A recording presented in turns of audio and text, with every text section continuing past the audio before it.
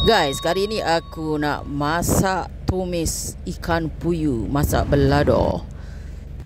Okey, kita letak serbuk kunyit ke dalam ikan puyuh. Cukup rasalah serbuk kunyit ni. Kemudian kita panaskan minyak untuk kita menggoreng ikan puyuh. Kita gaul-gaul ikan puyuh tadi dengan serbuk kunyit. Minyak dah mula panas, so kita masukkan ikan puyuh yang kita dah gaul dengan kunyit tadi.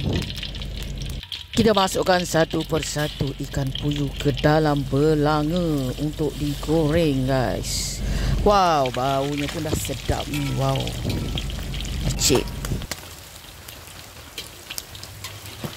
Okey, kita tumbuk cili api dan juga bawang.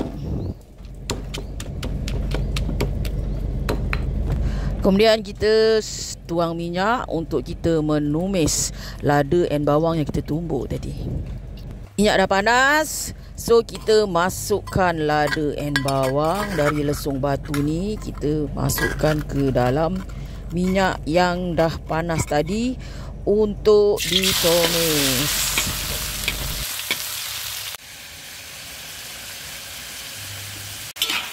Okey, kita masukkan ikan puyuh tadi ke dalam belanga untuk ditumis bersama dengan cili api dan bawang. Kita letak serbuk perasa, gula, air asam dan sebagainya lah, supaya rasa lebih sedap.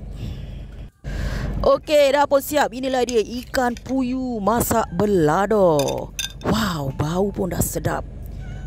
Mercik. Okey, yang ini pula telur dadah yang aku baru goreng tadi. Okey guys, jemput makan. Bismillah. Wow, sedapnya. Sedap gila guys. Ikan puyuh masak belado. Wow, mantap.